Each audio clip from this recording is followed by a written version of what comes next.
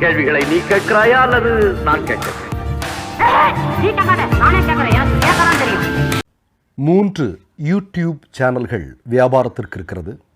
தேவைப்படுபவர்கள் இந்த எண்ணுக்கு தொடர்பு கொள்ளுங்கள்.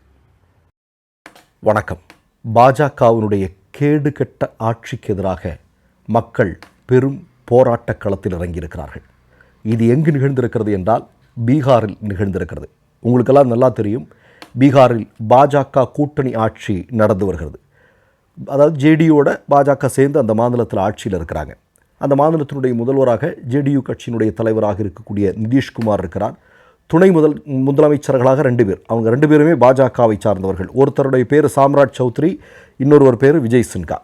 இப்போ இந்த நேரத்தில் பீகாருடைய தலைநகர் பாட்னாவுக்கு அருகே இருக்கக்கூடிய மோகாமா அப்படின்னு சொல்லக்கூடிய கிராமத்தில் அரசு பள்ளியில் ஏப்ரல் 24ஆம் தேதி ஒரு சம்பவம் நடந்திருக்கு. அது என்ன அப்படின்னா, அங்கே ஒரு அரசு பள்ளி இருக்குது. அந்த அரசு பள்ளியில் மதிய உணவு அரசு சார்பில் வழங்குவது என்பது வழக்கமாக நடக்கக்கூடிய விஷயம்.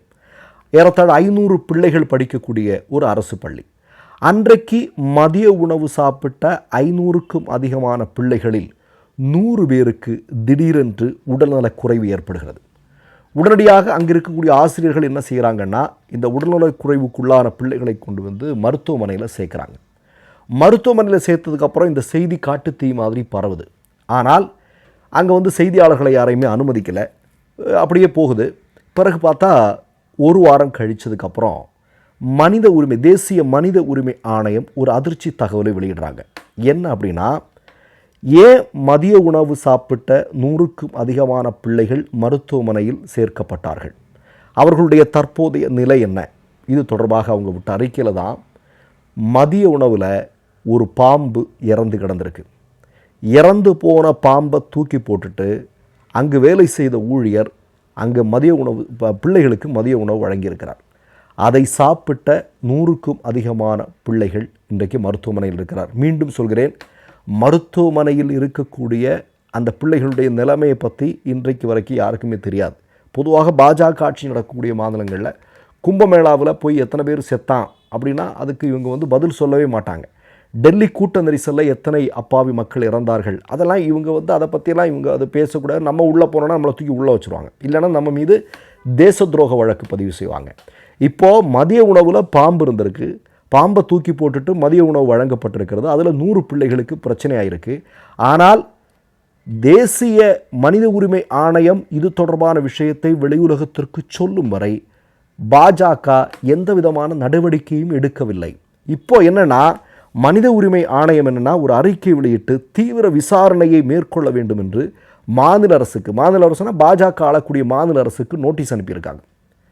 இதன் பிறகு தான் அவங்க களத்தில் இறங்கியிருக்கிறாங்க. உங்களுக்கு இன்னொரு செய்தியை சொல்கிறேன். இதே பீகாரில் 2013ஆம் ஆண்டு பாட்னாவுக்கு அருகில் இருக்கக்கூடிய தர்மசதி தண்டமன் அப்படின்னு சொல்லக்கூடிய கிராமத்தில் நச்சுத்தன்மை வாய்ந்த பூச்சிக்கொல்லி மருந்து கலந்த மதிய உணவை சாப்பிட்டு ஏறத்தாழ 20க்கும் அதிகமான பிள்ளைகள் இறந்து போன நிகழ்வை நாம் ஏற்கனவே பார்த்துருக்குறோம். இப்போ அடுத்த சம்பவம் நிகழ்ந்திருக்கு. பாருங்களேன், அடுத்த தலைமுறையை உருவாக்கக்கூடியது பள்ளிக்கூடங்களில் பிள்ளைகள் வரணும். குறிப்பாக அரசு பள்ளிகளுங்கிறது எந்த அளவுக்கு முக்கியமானது அப்படிங்கிறது தெரியும் இல்லையா? இன்றைக்கி இந்தியாவில் ஏழை எளிய மக்களுக்கு பாடம் கற்றுக் கொடுக்கக்கூடிய இடமாக அரசு பள்ளிகள் இருக்கிறது. அரசு பள்ளிகளுடைய தரத்தை தமிழ்நாடு, கேரளா மாதிரியான மாநிலங்களெல்லாம் எந்த அளவிற்கு உயர்த்தி இன்றைக்கு அரசு பள்ளியில் சேர்வதற்காக முண்டியடித்து கொண்டிருக்கக்கூடிய காட்சியை பார்த்தோம். ஆனால் பாஜக ஆட்சி நடக்கக்கூடிய மாநிலங்களில் இருக்கக்கூடிய அரசு பள்ளிகளுடைய நிலைமை பாருங்கள். அங்கே மதிய உணவு கொடுக்குறாங்க, பொறுப்பாக கொடுக்க வேண்டாமா? பாஜக காரன் வீட்டு பிள்ளைன்னா அதை கொடுத்துருப்பாங்களா? இப்போ பாஜக காரன் வீட்டு பிள்ளை அந்த ஸ்கூலில் படிக்குது, அந்த ஊழியர் அப்படி நடந்திருப்பா? சரி, இப்படி ஒரு சம்பவம் நடந்திருக்கு. தன்னிச்சையாக உடனடியாக அவர்கள் மீது நடவடிக்கை எடுக்க வேண்டாமா? ஆனால் எந்த விதமான நடவடிக்கை எடுக்கல. தேசிய மனித உரிமையான தலையிட்டதற்கு பிறகுதான் இவனுங்க மெதுவாக அசைகிறானுங்க. பெஹல்காம் பயங்கரவாதிகள் தாக்குதல் நடந்த பிறகு ஓடி நேராக பீகாரில் எலெக்ஷன் கேம்பெயின் மோடி பண்ண முடிஞ்சுது. இப்போ 100 பிள்ளைகள் ஹாஸ்பிட்டலில் இருக்கிறாங்க. இது தொடர்பாக மோடி ஏதாவது பேசுகிறாரா? அமித்ஷா ஏதாவது பேசுகிறாரா? 100 பிள்ளைகள் இல்லையா? அதில் வருங்காலத்தில் இந்தியாவுடைய பிரதமராக வரக்கூடிய ஒரு பிள்ளை இருக்கலாம் இல்லையா? அதில் என்ன சாதாரணமா? இன்றைக்கு அங்கே இருக்கக்கூடிய மக்கள் எல்லாருமே பெரும் போராட்ட களத்தில் இறங்கியிருக்கிறார்கள் இந்த ஆட்சி அதிகாரத்திற்கு எதிராக. நீங்கள் பீகாரில் மட்டும் இப்படி சுருக்கி பார்த்துறாதீங்க. நீங்கள் நீங்கள் உத்தரப்பிரதேசத்தில் பிஜேபி ஆளக்கூடிய உத்தரப்பிரதேசம் யோகி ஆதித்யநாத் உத்தரப்பிரதேசத்தில் இருக்கக்கூடிய அரசு பள்ளிகளுடைய நிலைமை என்ன? எத்தனை அரசு பள்ளிகள் மூடப்பட்டிருக்கிறது தெரியுமா உங்களுக்கு? இந்தியாவிலே கடந்த 3 வருடங்களில் அதிகமான அரசு பள்ளிகள் மூடப்பட்ட இடம் அப்படிங்கிறதே தெரியுமா? யோகியினுடைய ஆதித்யநாத் இருக்கக்கூடிய உத்தரப்பிரதேசத்தில் தான். ஏன்னா படிக்கக்கூடாது. உங்களுக்கெல்லாம் தெரியும், அந்த இடத்துல ஒரே நடந்த ஒரு சம்பவம். ஒரு வீடு எரியுது, உள்ளே இருந்து பாடப்புத்தகத்தை எடுத்துகிட்டு ஓடின ஒரு பிள்ளை. ஞாபகம் இருக்கா உங்களுக்கு? அந்த பிள்ளைக்கு அகிலேஷ் யாதவ் சொல்கிறாரு, நான் உன்னை நீ எவ்வளோ படிக்க விரும்புறியோ நாங்கள் படிக்க வைக்கிறோம் அப்படின்னு. ஏன்னா அகிலேஷ் யாதவுக்கு தெரியும், படித்த பிள்ளைகள் அதிகமாக ஆகிவிட்டால் பாஜகவிற்கு அங்கு வாய்ப்பில்லை, பாஜக துடைத்தெறியப்படும். இப்போ உத்தரப்பிரதேசத்தில் பாஜக ஆட்சி நடக்கக்கூடிய இடத்துல இருக்கக்கூடிய அரசு பள்ளிகளில் மதிய உணவில் நீங்கள் சப்பாத்தியும் உப்பும் கொடுக்குறாங்க, சப்பாத்தியும் மஞ்சள் கலந்த நீரும் கொடுக்குறாங்க. புல்லை சாப்பிட்ட கொடுமை நடந்தது உத்தரப்பிரதேசத்தில். புல்லை சாப்பிட்ட பிள்ளைகள் அப்படிங்கிற செய்தி ஒரு காலத்தில் வந்தது, உங்களுக்கெல்லாம் ஞாபகம் இருக்கும்னு நினைக்கிறேன். அப்போ அந்த அளவிற்கு மிகப்பெரிய கொடுமைகள் நடக்குது. இதை பற்றி ஏதாவது செய்திகள் வந்தால் அதை உடனே அமுக்கிறது, எதையுமே வெளியே கொண்டு வராமல் பார்த்துக்கிறது. ஏன்னா இவங்களுக்கு தெரியும், ஏன்னா இவங்க கையில் தான் எல்லாமே இருக்குது, உள்ளே போய் யாரும் செய்திகள் எதுவும் எடுக்க முடியாது. இன்றைக்கு வரைக்கும் இந்த நொடி வரையிலும் எத்தனை பேர் கும்பமேளாவில் இறந்தாங்கிறத பட்டியலை பாஜக யோகி சொல்லியிருக்கிறாரா? இந்துக்கள் அங்கே தங்களுடைய நம்பிக்கையின்படி கும்பமேளாவில் கலந்து கொண்டு தங்களுடைய பாவங்களை போக்குவதற்காக அங்கே போயிருக்கிறார். அந்த கூட்ட நெரிசலில் சரியான நிர்வாகம் யோகிக்கோ அமித்ஷாவுக்கோ மோடிக்கோ நிர்வாகத்தை பற்றி தெரியாது. சரி, அங்கே போய் இவ்வளோ பேர் இறந்துருக்கிறாங்க, இவ்வளோ அப்பாவி மக்கள் இறந்துருக்கிறாங்க, அவ்வளோ அப்பாவி பக்தர்கள் இறந்துருக்கிறாங்க.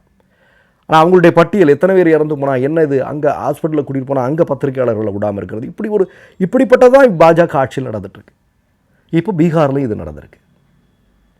மற்றொரு நிகழ்வில் சந்திப்போம். நன்றி, வணக்கம். மை நேம் இஸ் ரெட் சேனலை சப்ஸ்கிரைப் பண்ணிக்கோங்க. அதுக்கப்புறமா பக்கத்தில் இருக்கிற ஜாயின் பட்டனை கிளிக் பண்ணீங்கன்னா ஒரு நியூ பேஜ் ஒன்று ஓப்பன் ஆகும். அதுலேயும் ஜாயின் பட்டனே கிளிக் பண்ணிக்கோங்க. அதில் பார்த்தீங்கன்னா credit R debit card options இருக்கு. இதில் உங்களுக்கு விசா, மாஸ்டர் கார்டு, ரிப்பே அப்படின்னு 3 ஆப்ஷன்ஸ் கொடுத்துருக்காங்க. அதில் நீங்கள் எந்த கார்டு சூஸ் பண்ணுறீங்களோ அந்த கார்டோட நம்பர் என்டர் பண்ணிக்கோங்க. அப்புறமா கார்டோட வேலிடிட்டி மந்த் அண்ட் இயரை டைப் பண்ணிக்கோங்க. அடுத்தபடியா உங்க கார்டோட பின்னால சிவிசி கோடுன்னு சொல்லிட்டு 3 நம்பர்ஸ் கொடுத்துருப்பாங்க. அந்த நம்பரை இதில் என்டர் பண்ணிக்கோங்க. அப்புறமா அட்ரஸ் அண்ட் இன்ஃபர்மேஷன் என்டர் பண்ணிட்டு பைங்கிற பட்டனை கிளிக் பண்ணிக்கோங்க. ஒருவேளை உங்க கார்டு நம்பர் இன்வாலிட்னு காமிச்சிச்சுன்னா உங்க கார்டுல இன்டர்நேஷனல் யூசேஜை எனேபிள் பண்ணுங்க.